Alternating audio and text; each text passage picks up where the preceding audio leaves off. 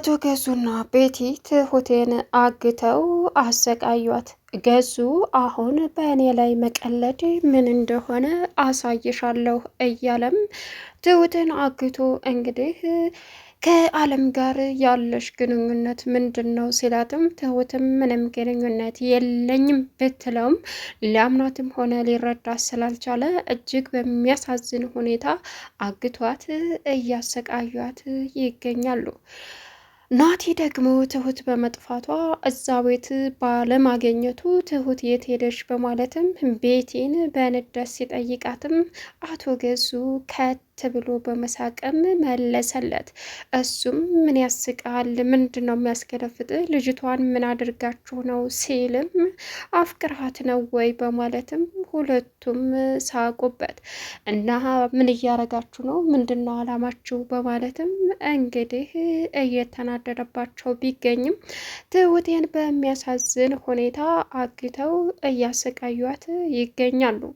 ትሁት አሁን ላይ በራሷ ችግር ያመጣችው ፈተና መቼም ልትወጣው ሆነ ልታልፈው ስላልቻለች ደም እንባም እያለቀሰች ትገኛለች። በትሁት መጥፋት የተጨነቀው አባባ ስልኳን ጋር ሲደውልም ስልኳ ስለማይነሳ አሁን ላይ ትሁት ከአለምነሽ ክላስ በመግባቷ የመጣባት መዘዝ እንዴት መውጣት እንዳለባት እንኳ የማትችልበት ሁኔታ ውስጥ እነዚህ አረመኔዎች እባልና ሚስት እጅ ገብታ የትሁት መጨረሻ አሁን ላይ አበቃልኝ የሚል በውስጧ እየተመላለሰባት ይገኛል።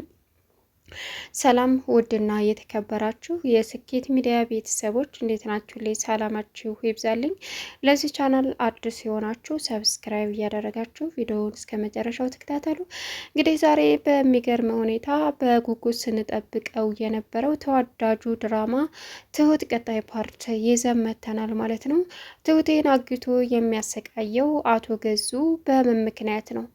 ምክንያቱ እንግዲህ ትሁት ከአለምነሽ ክላስ መግባት የቻለችበት ቁልፍ በእጇ ስለተገኘ ከመኝቷ ክላስ ተገኝቶም እንደነበረ ግልጽ ነው። በዚህን ሰዓት ቤቲ እናስወግዳት ሲላትም ገዙ ማስወገድ ሳይሆን መግባትና አለመግባቷን ማረጋገጥ ግዴታ ይለናል ስትለውም እንዴት ነው የምናረጋግጠው ሲላትም የቤቲ ምርጫና ሀሳቧ ትሁትን አግቶ ማስወጣት ነበረ።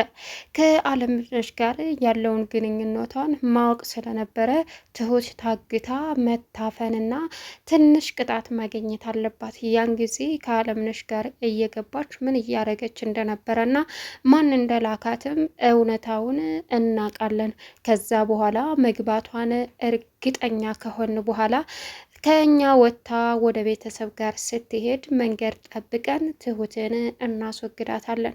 ሚስጥራችን ተደበቀ ማለት ይህ አይደለም ወይ ስትለውም ገዙ በቤቲ ሀሳብ ተስማምቶ አሁን ትሁቴን አግቶ ምን አባሽ ስታረጊ ነበር ከአለምነሽ ክላስ እያለ እያሰቃያት ይገኛል። እሷም ደግሞ ምንም አላደረኩኝም ቁልፉን ያስኩት እንጂ አልገባሁም በማለትም ነገረችው። ግን ደግሞ ግግም ስትል እንደዛ አይመስለኝም፣ ቁልፉ ከአንቺ እጅ ምን አባሽ ሊሰራ ገብቶ ነው ለምን ያሽው ሲላትም በድጋሚ ናቲ ቁልፉን ፈልጎ እዛ ተዘጋ ክላስ እገባለሁ ሲልም እንዳይገባ ሰርቄ እኔ ጋር አስቀመጥኩትኝ፣ ምክንያቱም የሞተ ሬሳ ወይም ደግሞ እሙት ክላስ መግባት ስለሚጨንቀኝ በዛ ላይ ደግሞ እናቴ ጠራችን እያለ ስለሚወሳወስ ሌላ ችግር ከሚፈጠርበት ብዬ ለሱ በማሰብ ነው ስትልም ለገዙ ስትነግረው ተጠራጠረ።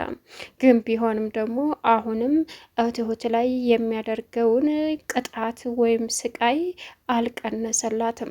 በዚህን ሰዓት እንደዛ ስትባል እንደዛ ከሆነ ከጉር ነው ያወጣሽን፣ ግን ደግሞ በቀላሉ አላምንሽም አለቻት ቤቲ። የምን ጉር ነው የምታወሩ? ማመን አለማመን የራስሽ ጉዳይ ነው፣ ግን ደግሞ የምን ጉር ነው የምታወሩ? በእርግጥ እኔ ናቲ ስላሳዘነኝ ነው ማለት እናቴ ጠራችኝ፣ እናቴ እንደዚያ ያለችኝ፣ እናቴን አይ በቃ ሰማዋት ምናምን እያለ ስለሚል ይህ ልጅ በመንፈስ የሆነ ነገር ተጠናውቶታል ብዬ ስላሰብኩኝ እንጂ እውነት ለሌላ ነገር አይደለም በማለትም እንግዲህ እውነታውን ነገረቻት። ቤቲ ለማመንም ብትቸገርም ሳይሆን አይቀርም አለ እና በዚህን ሰዓት እሺ በማለትም ግን ደግሞ መቼም ቢሆን እውነተኛውንና እርግጠኛውን ሳላጣራ አትለቀቂም አላት። ቤት መጥቶ ቤት ትሁትን ያጣው ናቴ ትሁት የት ናት ብሎ ሲጠይቃቸውም እናንተ አረመኔዎች ትሁትን ምን አደረጋቸዋት ሲላቸውም ስለምንድን ነው የምታወራው? ምን እናደርጋታለን? ትሁትን ማን ይናገራል?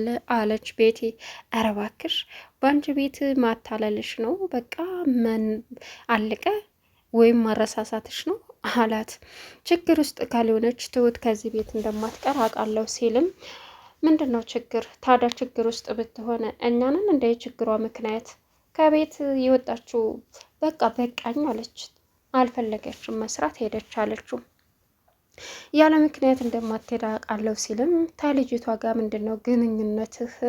ለነገሩ እኔን ትተህ ሰራተኛ ስታደንቅ የመጨረሻ የወረድክ ወንድ መሆንህን ተረድቻለሁ ስትለውም አንቺ ባለጌ ዝም ብለሽ አፍሽን አትዘልፊ፣ ችግር ውስጥ አስገብታችኋት ነው የሚሆነው ሲልም አቶ ገዙ ምን አፍህን ትከፍታለህ? አንተ ሚስቴን እንደዚህ መናገር የለብህም፣ ገንዘብ የሚባለውም ነገር የለም፣ እዚህ ቤት አትምጣ ሲለውም ናቲም ይሄ እኮ የገዛ ቤቴ ነው፣ እንዴት ልታቆመኝና ልትከለክለኝ ትችላለህ?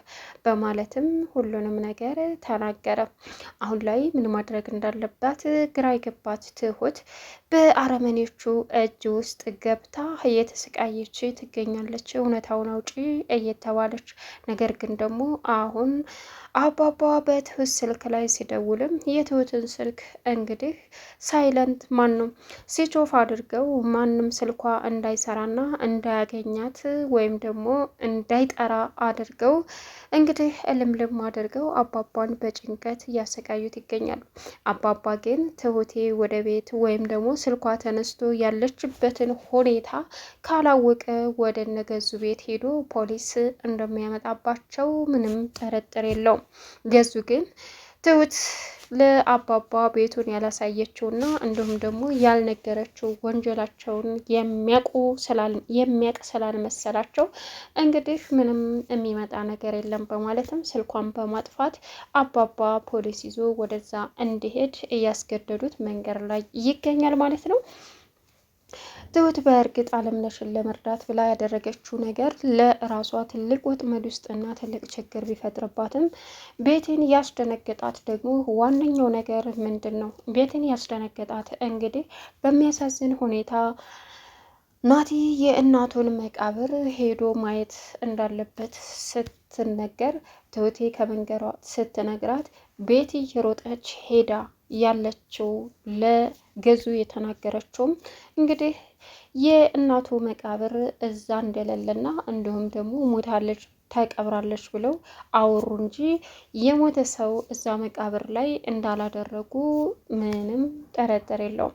በዚህን ሰዓት መቃብር ሄዶ የእናቱን መቃብር ካጣ በህይወት እንዳለች ይጠረጥራል። ነገሩ ተበላሸ በማለትም መስመሩን ሙሉ እየሮጠች እንግዲህ ቤቲ ለገዙ ስትደውልም ገዙ ደግሞ በሰዓቱ ስልኩን ሊያነሳላት ስላልቻለ በቃ ትልቅ ወጥመድ ውስጥ ገብተናል፣ ከዚህ በኋላ ጉዳችን አልቋል እያለች ባለችበት ሰዓት እንግዲህ ገዙ ደግሞ በጎን መጥቶ ትሁቴን አግቶ ምን አባሽ ሊሰራልሽ ቁልፉን ወስደሽ አስቀመሽው? አንቺ ምንድነሽ? እዛ ቤት ማንም ሰው እንዳይገባ ተከልክሎ ነበር።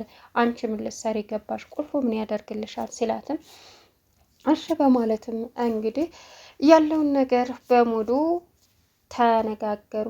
ግን ትሁት አሁንም ቢሆን አለምነሽን ገብቼ አይቻታለሁ ሳይሆን ያለችው እኔ ናቲ ገብቼ እዛ ተኛለሁ ሲለኝ ቁልፉን አንስቼ ስለደበቅኩት እንጂ በፍጹም እዛ ክላስ ገብቼ አይደለም። ምክንያቱም አንድ ነገር ቢጠፋ ወይም ደግሞ የሆነ ነገር ቢሆን እኔ ተጠያቂ ከመሆን ራሴን ነፃ ለማውጣት እንጂ ለሌላ ነገር አይደለም በማለትም እንግዲህ ለገዙ ብትናገርም ገዙን ቢያሳምነውም ቤቲን ግን ሊያሳምናት አልቻለም። አንደኛ ገዙን ያሳምንበት ያው ናቲ ለመግባት ወደዛ እንደሚፈልግ ፍላጎቱ እንዳለውም ስለሚያውቁ፣ ቤቲ ግን ደግሞ ናቲም እንዲሁም ደግሞ ገዙ ትሁቴን ሲያደናንቋት ስላየች የቅናትን መንፈስ ቤቲ ትሁት ላይ ይበልጥ ስቃዋን እንዲበዛ በማድረግም የተጣጣረች ትገኛለች ማለት ነው። ትሁቴ እንግዲህ አሁን ላይ ምን ማድረግ እንዳለባት እንኳ ግራ ተጋብታለች። ለአባባ አጌታ እንደዚህ ሆንኩ ብላ መናገር የማትችልበት ቻንስ ውስጥ እንደሆነችም እንግዲህ ግልጽ ነው ማለት ነው። ትሁት አሁን ላይ አለምነሽን ለመርዳት ብላ ራሷ ላይ የጠመጠመችው ትልቅ እባብ ሊወርድላት አልቻለም።